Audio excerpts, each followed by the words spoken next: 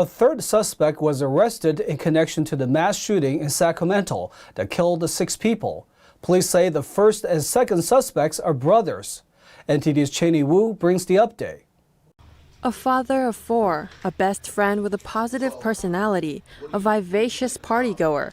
The 6 people who were killed during a mass shooting in California's capital city were remembered by their friends and family as few details were released about the weekend violence. Penelope Scott, mother of one of the victims, said she was devastated when she was told her son had been fatally shot Sunday. You know, a lot of stress, a lot of hurt, a lot of pain. I feel like I got a hole in my heart. Dozens of rapid-fire gunshots rang out early Sunday in the crowded streets of California's capital city, killing 3 women and 3 men and leaving 12 wounded. By Monday, an arrest, Dondre Martin, who was joined by his brother Smiley on Tuesday. Smiley Martin was arrested while hospitalized with serious injuries from the gunfire and will be jailed as soon as he's able to leave the hospital. Officials say they anticipate more arrests as police continue their investigation. The shooting occurred around 2 a.m. Sunday as bars were closing and patrons filled the streets near Sacramento. Police say more than 100 shell casings littered the scene. At this point, police think that all of this started because of a fight and that multiple people opened fire. This was the second mass shooting in Sacramento in the past 5 weeks. Cheney Wu, NTD News. The third person arrested in the shooting is 31-year-old Davion Dawson. He is facing charges of being a prohibited person in possession of a firearm. He is not facing charges directly related to the shooting. A group in San Francisco is warning people of its drug crisis through a billboard. As fentanyl deaths rise throughout the city, mothers are calling attention to the deadly drug in the most eye-catching way they can find. Here in Union Square, a popular tourist and shopping area in downtown San Francisco, a new billboard has been put on display highlighting the city's drug crisis. The billboard shows the Golden Gate Bridge and says, "Famous the world over for our brains, beauty, and now dirt cheap fentanyl." A group of mothers called Mothers Against Drug Deaths raised $25,000 in donations to keep the billboard up for 1 month in the hotspot area that's often filled with visitors to the city. The people that are there that are homeless and addicted are being preyed upon, and they are deteriorating slowly. It's a slow death. Jackie Berlin, one of the members of Mothers Against Drug Deaths, told SF List, "We just want to discourage tourism until the city is able to get this under control, especially the open-air drug markets." Some tourists to the city were fortunate to not come across any drug use so far on the streets. Well, it's just good to raising awareness. From what I've seen so far, I don't think it's too bad what I've seen. Seems out of the way, really. You can't notice it much.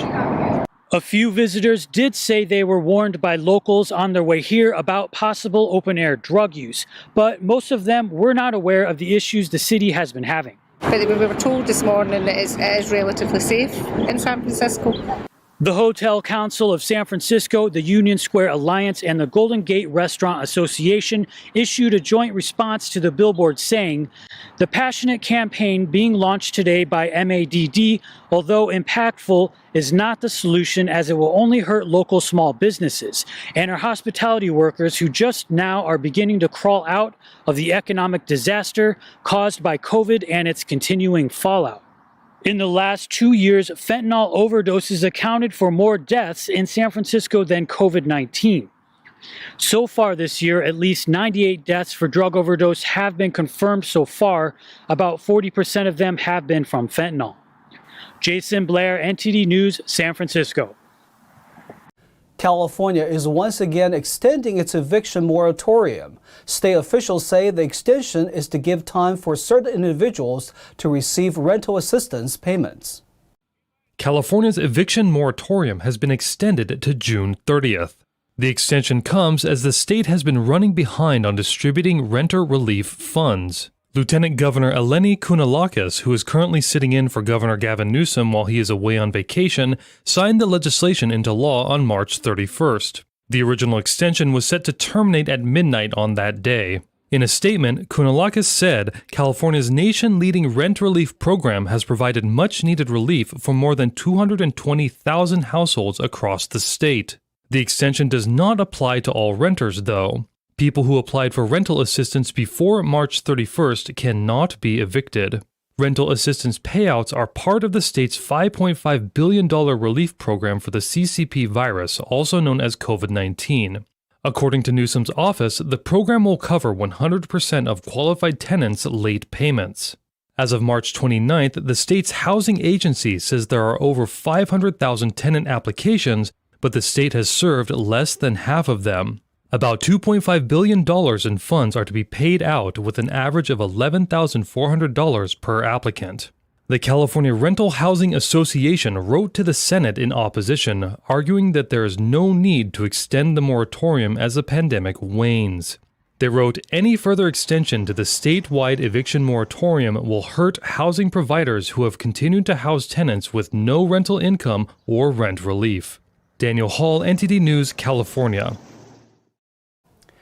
Gun control is again the center of attention in California. San Jose adopted a gun ownership fee earlier this year, but the city is now being sued for what some civic groups are calling an illegal tax. NTD's Cynthia Kai has more on the lawsuit. 3 civic groups are suing the city of San Jose over a $25 fee on gun ownership.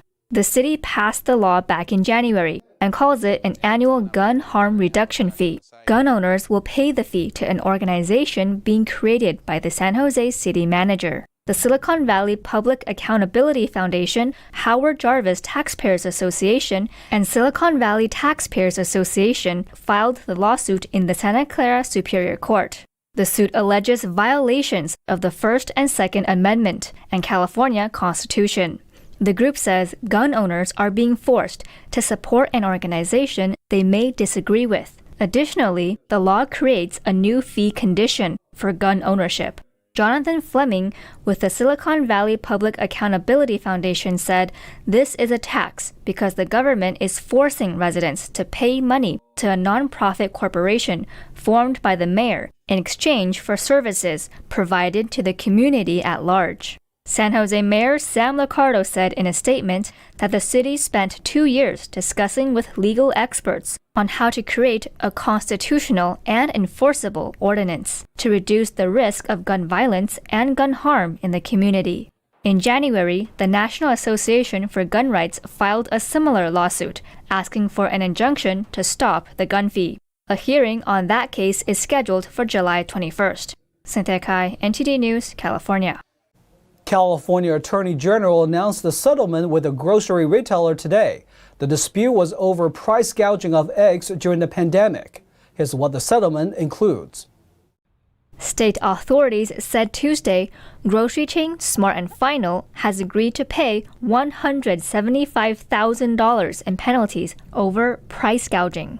The payment will resolve allegations that the grocer raised the price of egg products. Between March and June of 2020, Smart & Final, which operates more than 250 stores throughout the West, they illegally increased the price of 4 organic and cage-free egg products beyond what was allowable during a state of emergency. Bonta said an investigation found that Smart & Final sold over 100,000 cartons of marked up eggs. The grocery retailer raised prices by more than 10% over pre-pandemic levels with no accompanying increase in supply costs, violating our California price gouging laws. Some products were price gouged by approximately 25%. When California Governor Gavin Newsom declared a state of emergency in March 2020, it triggered price gouging protections through August 2020. Today's settlement should serve as a warning to grocers and other sellers of essential supplies. Follow state price gouging laws or you will pay the price and be held to account. Bonta's office said it received many complaints about dramatic increases in the cost of eggs after Newsom's emergency declaration. Many complaints cited price spikes at Smart & Final stores across California. In the next 5 years, the city of Los Angeles could invest billions of dollars to address homelessness. This includes thousands of beds and housing units. Based on a settlement announced on Friday, LA could spend billions of dollars over the next 5 years in aid towards the homeless population. While actual numbers remain uncertain, city officials estimate that it may need the addition of 14,000 to 16,000 beds, costing between $2.4 billion and $3 billion. This settlement with the LA Alliance for Human Rights does not include LA County. But city officials said the county will be responsible for providing services and housing for homeless individuals with serious mental illness, substance use issues, or chronic physical illnesses. The LA Alliance for Human Rights, which is a diverse group of community representatives, sued the county and city in March 2020. They allege that county and city policies have created a dangerous environment in the Skid Row area and that the situation is deteriorating. According to a count by the LA Homeless Services Authority, there were over 66,000 homeless individuals in the county, and for the city of LA, it was over 41,000.